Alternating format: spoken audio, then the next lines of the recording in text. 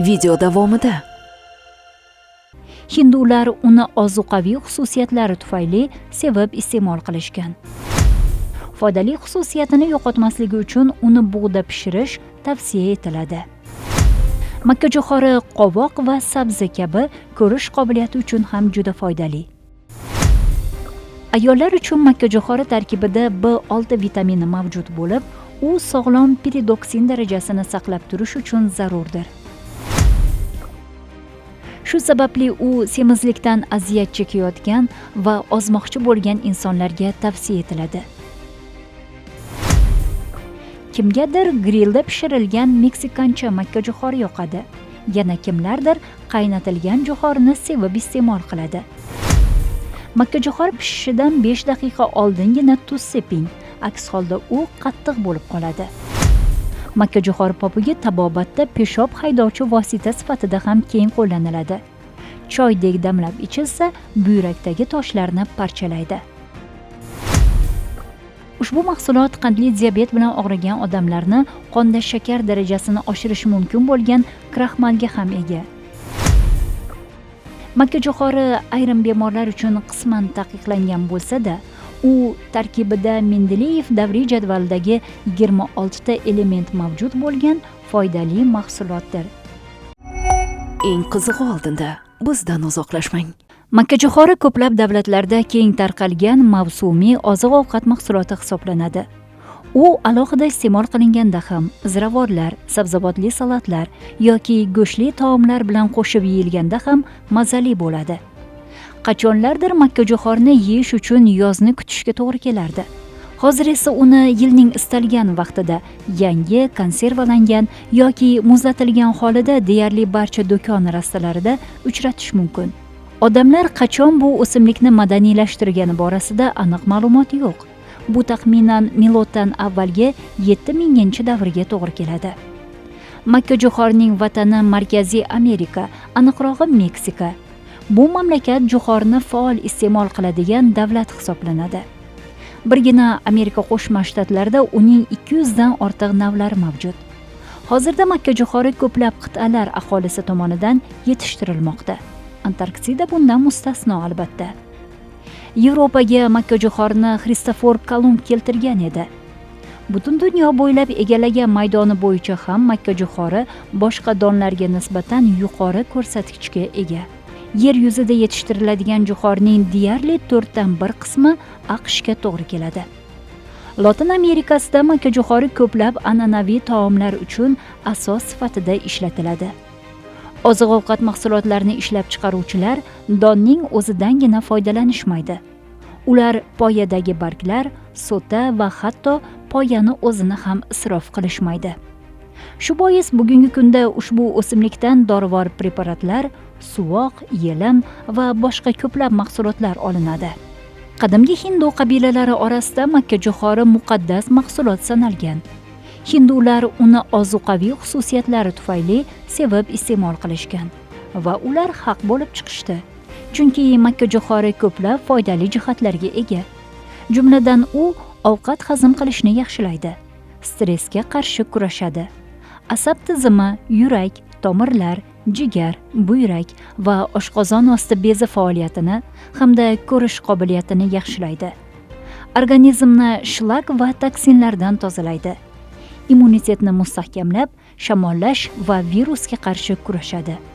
Ushbu sahifamiz orqali dala malikasi deya e'tirof etiluvchi makkajo'xorining inson organizmiga ijobiy ta'siri, iste'mol qilish me'yori va zararlari haqida batafsil ma'lumot beramiz. Makkajo'xori tarkibida sog'liq uchun muhim bo'lgan noyob vitaminlar, minerallar, antioksidantlar hamda biologik faol moddalar majmuasi mavjud bo'lib, mazkur sabzavotni haqiqiy superfood deb atasa bo'ladi. Foydali xususiyatini yo'qotmasligi uchun uni bug'da pishirish tavsiya etiladi. Yog'li taomlarni xush ko'ruvchilar bu sabzavotdan ko'proq tanovul qilishlari lozim, chunki u xolesterinni chiqarib yuborish xususiyatiga ega. Makkajo'xorining yana bir afzalligi shundaki, u glutensiz bo'lib, bug'doy o'rniga ishlatilishi mumkin. Bu mahsulotning yurak uchun foydalari bisyor. Qaynatilgan makkajo'xori kaliy manbai bo'lib, Bu ko'pchilikka yetishmaydigan muhim ozuqa hisoblanadi. Makkajo'xorida mavjud bo'lgan magniy, kaliy va B guruhi vitaminlari yurak hamda qon tomirlar faoliyatiga ijobiy ta'sir ko'rsatadi. Ular qon bosimini me'yorlashtiradi, xolesterin miqdorini pasaytiradi hamda tromb hosil bo'lishini oldini oladi. Makkajo'xori qovoq va sabzi kabi ko'rish qobiliyati uchun ham juda foydali. Ko'zlar salomatligi uchun makkajo'xori tarkibidagi unga sariq rang beruvchi birikmalar, lyutsein va zeksantin katta ahamiyatga ega. Ular ko'z to'r pardasida to'planib, ultrabinafsha nurlardan tabiiy himoya hosil qiladi hamda katarakta va yoshga bog'liq ko'rish kasalliklariga chalinish xavfini kamaytiradi. Muntazam ravishda lyutsein va zeksantin iste'mol qiluvchi insonlar qarilik davrida ko'rish bilan bog'liq muammolarga 43% kamroq duch keladi. Makkajo'xori shuningdek ovqat hazm qilish traktining to'g'ri ishlashi uchun zarur bo'lgan kletchatka, ya'ni o'simlik ozuqa tolalariga ham boy. Kletchatka mahsulotning asosiy qismi bo'lib, u quyidagi boshqa afzalliklarga ega.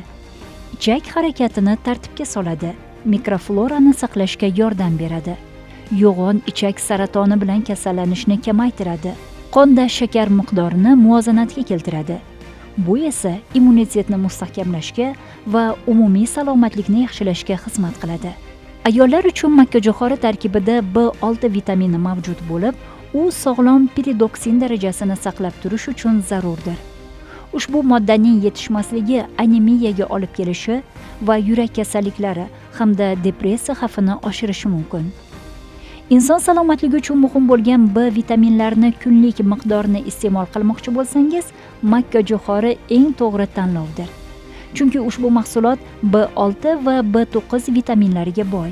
Bu birikmalar energiya almashinuvida hal qiluvchi rol o'ynaydi. Qolaversa, B guruhi vitaminlari asab tizimini yaxshilaydi hamda diqqatni jamlashni osonlashtiradi. Makkajo'xorida mavjud bo'lgan B3 vitamini esa qon aylanishiga ta'sir qiladi hamda qon tomirlarini kengaytirib, shu tariqa qon bosimini pasaytiradi. Ateroskleroz xastalik bilan og'rigan bemorlar haftasiga 1-2 dona qaynatilgan makkajo'xori iste'mol qilsalar, foydadan xoli bo'lmaydi. Chunki uning donlari tomirlarda tromb hosil bo'lishini oldini oladi va tarkibidagi to'yinmagan moylar qondagi xolesterin miqdorini normallashtiradi. Shirin ta'miga qaramay 100 gram qaynatilgan makkajo'xorida atigi 95-110 kilokaloriya mavjud. Uning uglevodlari sekin parchalanadi. Bu esa to'qlik hissini uzoq vaqt saqlash imkonini beradi. Bundan tashqari tarkibidagi tolalar hazm jarayonini sekinlashtiradi, ishtahani tartibga soladi hamda vaznni nazorat qilishga yordam beradi. Makkajo'xori parhez tutish uchun mos mahsulot, ishtahani pasaytiruvchi eng samarali sabzavot sanaladi. Shu sababli u semizlikdan aziyat chekayotgan va ozmoqchi bo'lgan insonlarga tavsiya etiladi. Makkajo'xori tarkibida mavjud ferul kislotasi kuchli antioksidant bo'lib, u erta qarish jarayonini oldini olishga xizmat qiladi. Shuningdek, ushbu mahsulot kollagen ishlab chiqarilishini rag'batlantirib, terining tarangligi va elastikligini ta'minlaydi. Makkajo'xori murakkab uglevodlarga boy bo'lib, organizmni uzoq vaqt davomida energiya bilan ta'minlaydi. Surunkali charchoq, holsizlikdan aziyat chekayotgan kishilarga 200 gram makkajo'xori qo'shib tayyorlangan salat tanovul qilish tavsiya etiladi. Muntazam makkajo'xori iste'mol qilgan kishilar xotiralaridan sira shikoyat qilmaydilar. Umuman olganda, makkajo'xori tarkibida immunitetni mustahkamlash, sog'lom teriga ega bo'lish uchun ko'plab vitaminlar mavjud. Gap tarkibida shakar ko'p bo'lgan popkorn yoki konservalangan makkajo'xori haqida ketmayapti. Qaynatilgan makkajo'xorini nazarda tutyapmiz. Qaynatilgan makkajo'xorining unutilmas ta'mi, xushbo'y hidi har bir insonga yoshlikdan tanish va umr bo'yi xotirasida qolgan. U tanaga quvvat beradi, jismoniy faollik hamda ishchanlikni oshiradi. Tana sog'lomligi va yosharishga hissa qo'shadi. Shuningdek, u tinchlantirish, kayfiyatni ko'tarish, ruhiy emotsional holatni yaxshilash xususiyatlariga ham ega. Makkajo'xori mikrodozalarda oltinni o'zida jamlagan yagona don mahsuloti hisoblanadi. Shu sababli u bolalar, sportchilar hamda jismoniy mehnat bilan shug'ullanuvchilar uchun ayniqsa foydali. Pazandachilikda ham makkajo'xori alohida o'ringa ega. Undan salatlar, pishiriqlar, gazaklar, suyuq va quyuq taomlar ham tayyorlash mumkin. Kimgadir grillda pishirilgan meksikancha makkajo'xori yoqadi. Yana kimlardir qaynatilgan jo'xorini sevib iste'mol qiladi. Qaynatilgan va tuz sepilgan makkajo'xorini tayyorlanish usuli o'ta qadimiy va juda oddiy. Ehtimol shuning uchun yer yuzining hamma burchaklarida har qanday yoshdagi insonlar uni sevib iste'mol qilsa kerak. Makkajo'xorini to'g'ri qaynatishni ham o'z qoidalari bor. Birinchidan, uning so'tasidagi donlar yumshoq, lekin tarang bo'lishi kerak. Qaynatishdan avval uni 1 soat iliq suvga ivitib qo'ying. Makkajo'xorini qaynatayotganda qozonga uning barglaridan solsangiz, yanada mazali chiqadi. Uni qaynayotgan suvga solish kerak. Qozonga solgach, qopqog'ini yoping va past olovda qaynatib pishiring. Makkajo'xori pishishidan 5 daqiqa oldingina tuz seping, aks holda u qattiq bo'lib qoladi. Ushbu mahsulot naviga qarab yarim soatdan 2-3 soatgacha qaynatib pishiriladi.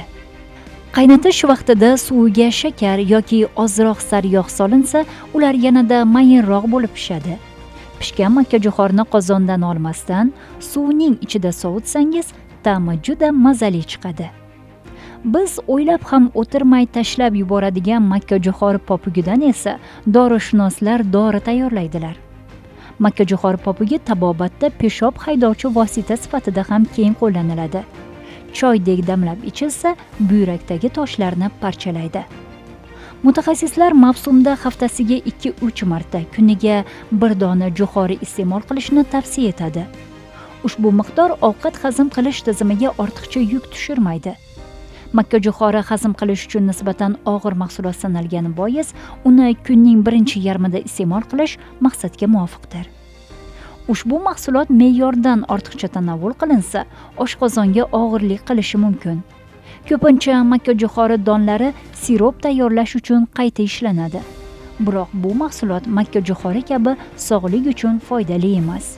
Yodda tuting, qayta ishlash jarayonidan so'ng mahsulot ozuqa moddalarini yo'qotadi. Unda faqat shakar va yog' qoladi. Makkajo'xori siropi tarkibida juda ko'p fruktoza mavjud va ushbu mahsulot qisqa muddatda oziq-ovqat sanoatida mashhur bo'ldi. Biroq makkajo'xori siropi qandli diabet, yurak va jigar kasalliklari kabilarni keltirib chiqarishi mumkin. Bundan tashqari, makkajo'xori moyi juda ko'p to'yinmagan yog'larni o'z ichiga oladi va ular tanadagi yallig'lanishni kuchaytiradi. Ushbu mahsulot qandli diabet bilan og'rigan odamlarni qonda shakar darajasini oshirishi mumkin bo'lgan kraxmalga ham ega. Shu bois makkajo'xorini me'yorida va ratsionning bir qismi sifatida iste'mol qilish muhimdir. Mutaxassislar oshqozon yarasi, gastrit bilan og'riganlar, gipertoniya, ya'ni yuqori qon bosimi bor yoki yurak urishi tezlashadigan bemorlar, gemoroy, ichak yallig'lanishi mavjud insonlar hamda allergiyadan aziyat chekuvchilar makkajo'xori iste'molida me'yorni unutmasliklarini ta'kidlaydilar. Makkajo'xori ayrim bemorlar uchun qisman taqiqlangan bo'lsa-da, u tarkibida Mendeleyev davriy jadvalidagi 26 ta element mavjud bo'lgan foydali mahsulotdir. Shunday ekan uni bemalol iste'mol qiling, faqat me'yorni unutmasangiz bo'ldi.